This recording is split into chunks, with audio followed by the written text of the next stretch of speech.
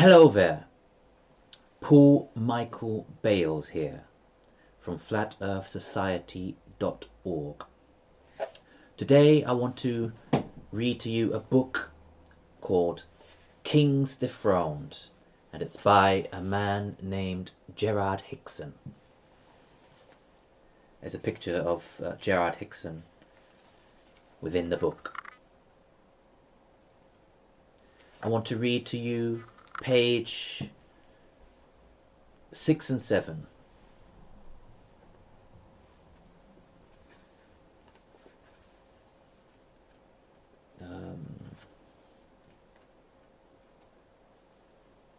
Here we go.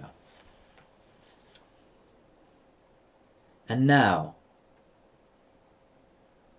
it is for us to very carefully study this fundamental idea of the heliocentric theory, for there is an error in it. Ptolemy had made it appear that the sun and stars revolved around a stationary earth. But Copernicus advanced the theory that it was the earth which revolved around a stationary sun, while the stars were fixed, and either of these entirely opposite theories gives an equally satisfactory explanation of the appearance of the sun by day and the stars by night. Copernicus did not produce any newly discovered fact to prove that Ptolemy was wrong. Neither did he offer any proof that he himself was right, but worked out his system to show that he could account for all the appearances of the heavens quite as well as the Egyptian had done, though working on an entirely different hypothesis, and offered his new heliocentric theory as an alternative. He argued that it was more reasonable to conceive the earth to be revolving round the sun than it was to think of the sun revolving round the earth, because it was more reasonable that the smaller body should move round the greater. And that is good logic. We see that Copernicus recognized the physical law, that the lesser shall be governed by the greater, and that is the pivot upon which the whole of his astronomy turns. But it is perfectly clear that in building up his theories, he assumed the earth to be much smaller than the sun, and also smaller than the stars.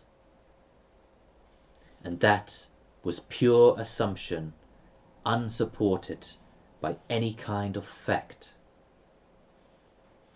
In the absence of any proof as to whether the earth or the sun was the greater of the two, and having only the evidence of the senses to guide him, it would have been more reasonable had he left astronomy as it was, seeing that the sun appeared to move round the earth, while he himself was unconscious of any movement. When he supposed the stars to be motionless in space, far outside the solar system, he was assuming them to be infinitely distant, relying entirely upon the statement made by Hipparchus 1700 years before. It is strange that he should have accepted this single statement on faith, while he was in very act of repudiating all the rest of the astronomy of Hipparchus and Ptolemy, but the fact remains that he did accept the infinitely distant doctrine without question, and that led him to suppose the heavenly bodies to be proportionally large. Hence the rest of his reasonings followed as a matter of course. He saw that the geocentric theory of the universe did not harmonize with the idea that the stars were infinitely distant, and so far we agree with him. He had at that time the choice of two courses open to him. He might have studied the conclusion which had been arrived at by Hipparchus and found error there. But instead of doing that, he chose to find fault with the whole theory of the universe, to overthrow it and invent an entirely new astronomy to fit the error of Hipparchus. It was a most unfortunate choice, but it is now made clear that the whole work of Copernicus depends upon the single question whether the ancient Greek was right or wrong when he said the heavenly bodies are infinitely distant. It is a very insecure foundation for the whole of Copernican or modern astronomy to rest upon. But such, indeed, is the case. I hope you enjoyed that short but sweet reading of Kings Dethroned by Gerard Hickson. I hope you all have a lovely day and keep on researching, keep on looking and seeking and discovering the truth. Earth is not a planet. The stars are not suns. Water is flat and level, not curved. The earth is flat. It is not a globe. Gravity does not exist. There is no pulling force.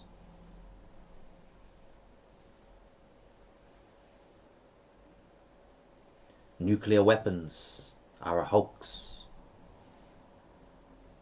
Evolution is a fake science. There is no such thing as dinosaurs. The sun is not millions of miles away. It's much closer.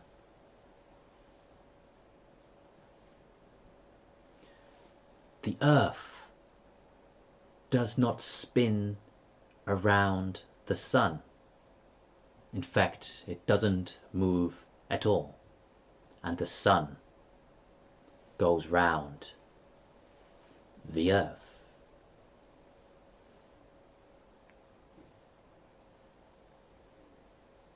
The theory of the tides is wrong.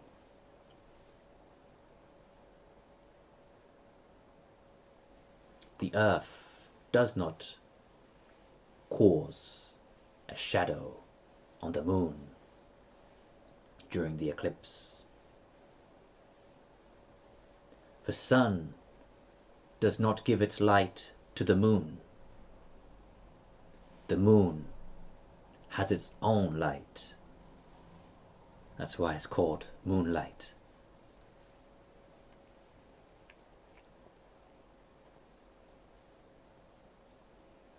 There are so many things to learn and to unlearn.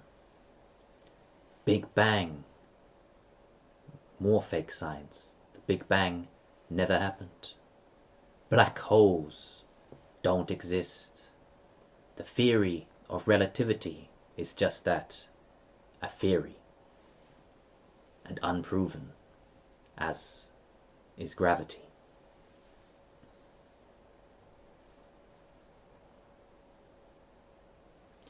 Take care of yourself, everyone. Have a lovely day, and have a lovely week next week.